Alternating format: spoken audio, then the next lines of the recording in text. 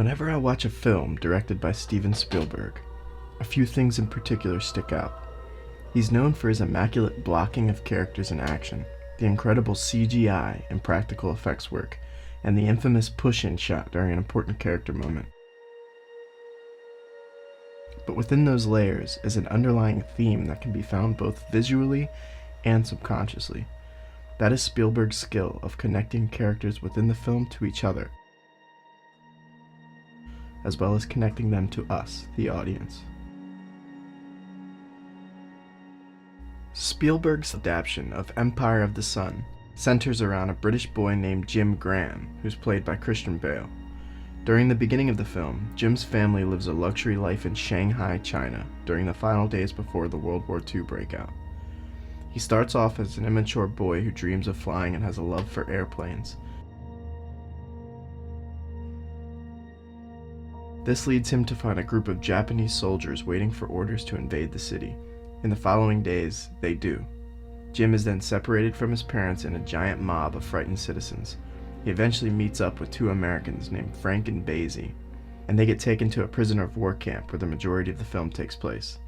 Jim is a quick learner and does really well in the camp, and he spends his time trading goods, respecting everyone, including his captors, and helping as many people as he can. All the while, Jim continues to dream of flying.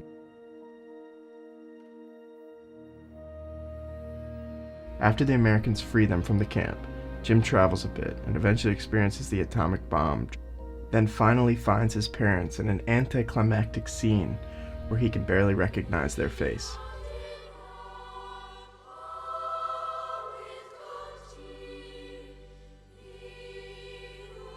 Some have criticized this film of not having a particular story or meaning, and some have simply labeled it as a film that showcases one's loss of innocence. I would go a bit further though, and argue that Jim's connection to the characters around him and his love of flying have played the biggest role in his loss of innocence. And though the ending of Jim not being able to recognize his parents is sad, I think that Jim leaves these adventures a better person and one more capable of connecting to others. And so do we.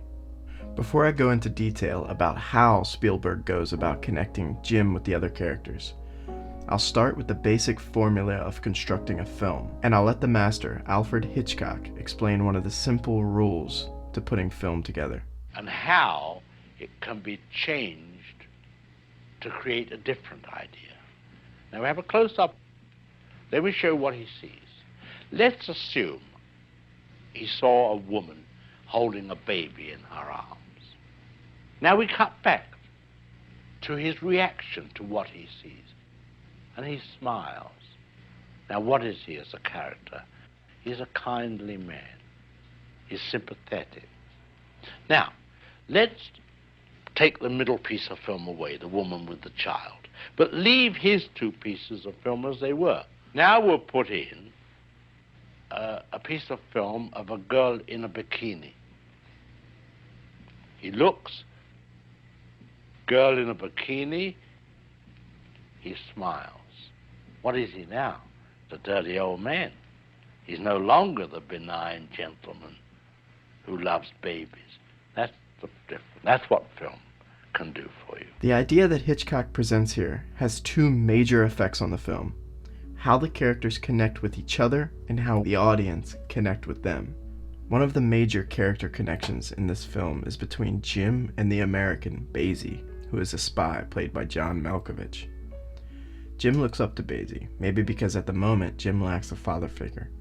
Basie is only focused on survival, and his relationship with Jim depends on what Jim can provide him. First, Basie tries to sell Jim, and when he fails, he tries to leave him in the city. Jim's desperate for companions, so he convinces Basie that he knows where there's money. Basie,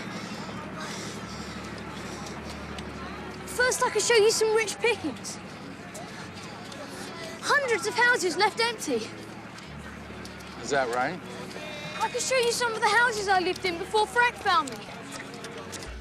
Basie eventually gets beaten up by the Japanese, and this is when we see Jim's first real moment of affection for Basie.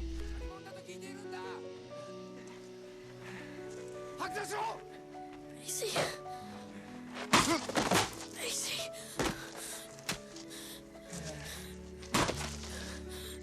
Basie. At the first camp, Basie teaches Jim a few things about survival and compliments him on his manners. Drink water from the water butt. There are people dying here of dysentery.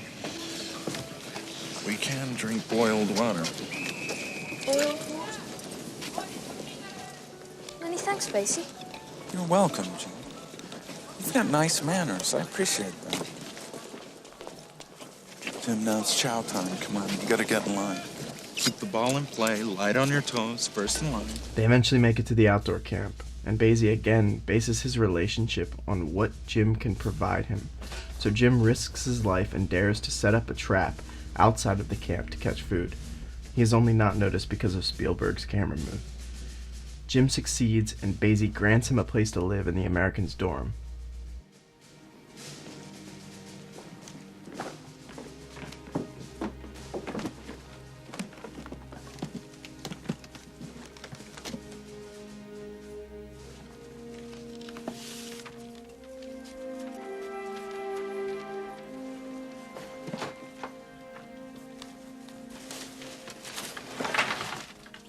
Don't let me down, kid. You're an American now. Spielberg uses many character devices to connect us to Jim. Jim has a dream, his love of flying. Spielberg connects us with Jim by giving him likable traits and, most importantly, giving him an identity, then stripping it from him and letting us witness what the boy does next.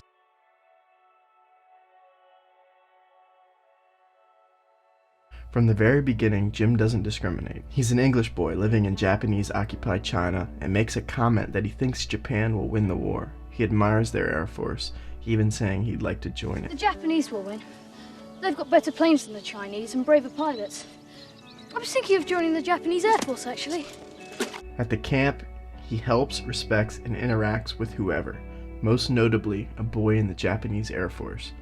After Jim does the favor for Basie and joins the American dorm, nothing really changes within Jim. He doesn't want to identify within a certain nationality. He helps feed a sick woman and finds her again towards the end of the film, and instead of taking the safe route and leaving her behind to find food, he stays with her. He experiences the atomic bomb.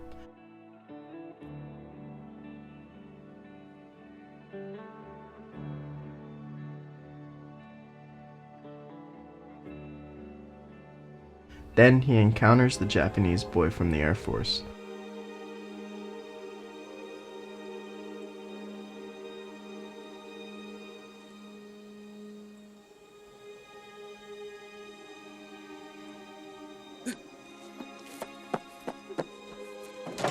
Then the Americans show up and shoot the Japanese boy.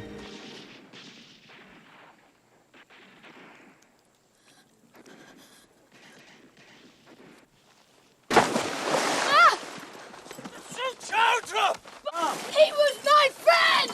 He was a Jap! The war's over! Walk all the way here from Nantel Stadium? Huh? Huh? What'd you see there, Jim? Huh? Rich pickings? Crystal chandeliers? Cocktail bars? White pianos?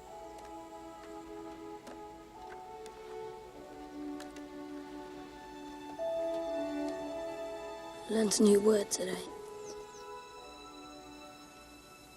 Atom bomb. It was like a white light in the sky. Like God taking a photo. This climactic sequence connects us with Jim's character in an interesting way. He was once a boy that demanded the house servant do what he says. Now he wants to save the world. This is a complete contrast from the Jim in the beginning of the film. It's understandable though, because of the experiences that have connected him to the other characters and to the reality that he now lives in. I can bring everyone back. Everyone. I can bring everyone back. Everyone. Empire of the Sun is essentially about a young boy's loss of innocence, but told through the optimistic lens of Steven Spielberg. Spielberg pursues stories that are outside of the norm, because he doesn't want to show us the things that we've seen before. He wants to show us the way that things could be, We, the audience, need this type of outlook on life because it's important to see how experiences can connect us as humans, and how stories can inspire us to never lose sight of a dream.